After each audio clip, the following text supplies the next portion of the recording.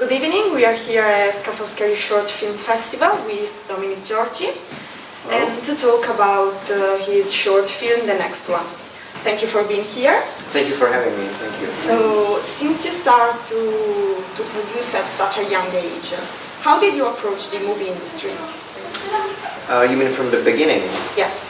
Well, I was 9 years old when I discovered a camera which my parents brought from Italy, from here, because they were here on holidays in Livigno, and they bought a camera here and they were recording their holiday and on a mini DV camera, and they came home and they want to show us the holiday because we were very young, so with my brother, and we cannot travel at the time. And we met in my grandma's house, and my parents just want to, show us the holiday. And before that, I stole that camera, and I was recording, my first pictures before with my friends, in the backyard, some flowers and trees and stuff. And they were like, okay, so here's Livigno, and they were my, shots, because I didn't know that, my recording will really delete that, record holiday. So they were like hiding that camera in front of me for years after this story, and I was always stealing it. I always find out where the camera is hidden, and they were so angry at me that they said, just, do whatever you want. Here's the camera, broke it, do whatever you want. And I was so responsible, so I didn't broke it. I was very careful, so I was starting making pictures with my friends from school and my friends from neighborhood, and this is how it starts. I remember that I really loved the film Titanic from James Cameron. When I was 9 years old, I was obsessed with Titanic, so I built a 7 meters long model of the ship, and I do my first animation film. It was animated, and it lasts 1 hour, because 1 hour last mini DV, tape. So I was shooting from the beginning to the end, and I find out that the tape is too short, so I have to rewind the tape and shoot in the middle of something that I didn't like, and because I didn't know how to make a movie on a computer yet. I never put that Titanic from the tape to the computer. Okay. Until this day, it's still just on the tape. So I was editing right into the camera, so it was crazy. And I found out myself how the pixelization works. I found out that if you rec the camera, stop the camera, move some object, rec, stop, and I find out, oh my god, it's moving, the stop trick. So this is how I came, with my first experience with the cinema as all. And then I make my first amateur feature film, or the second one after Titanic, which was not animated, it was feature film, and it was Alice in Wonderland. And I was like 12 years old, and it has 2 hours. And it's a film full of effects, green screens and everything. And all of this I was just learning from YouTube tutorials and everything just by myself. And with my friends, of course, I make costumes for that, props for that, sets for that. I was making sound, camera, editing, everything alone, because I was so curious and I want to know everything about making movies. And then, after this Alice in Wonderland, I make a short video clip called Different, which was artistic black and white, neo-noir kind of film.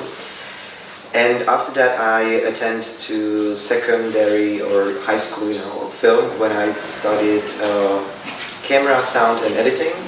And after this high school, I went to FAMU in Prague at film directing department. Thank you. So this was a very short beginning.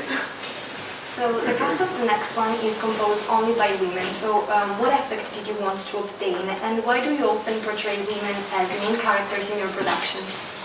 You noticed, yeah? Well, It's very strange, but I don't know exactly why I choose always the women like main character, if I be honest. But probably it's because I find out that I'm pretty closer to women's mind in some way, that it is, you know, for me as an artist, it's much more interesting the women's choices than the men's choices, if you understand me, you know. Yeah. It's much more, yeah, it's much more interesting for me because I don't want to rationalize it because I'm not pretty sure why. It's really just something I felt, you know. But yeah, the decisions and mindset and everything is, for me and for my cinematography, is more interesting in some way. And the next one, of course, because it's about women's rights and liberty. But the paradox of this is that the logline of this film is about men without men, you know. So it's like it's in a message. It's not in a message. Okay, and what effect did you want to obtain by using few colors and flickering lights? Well, this was clearly creative decisions because I didn't want to make the grey film, if you know what I mean.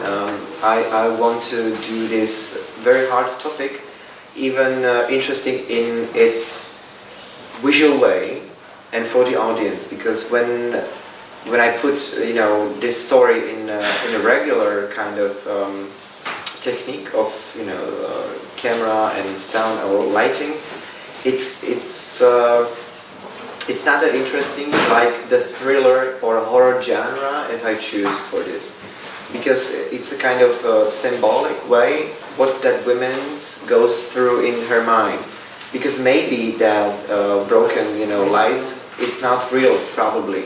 It doesn't mean that it's real. You can choose, like the audience, you can choose your own interpretation.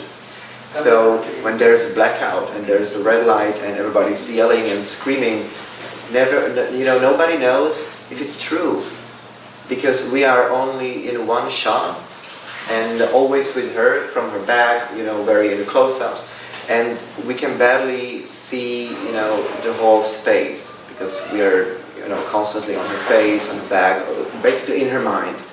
So this blackout can be just a fantasy, but I never said it's a fantasy. I never said that.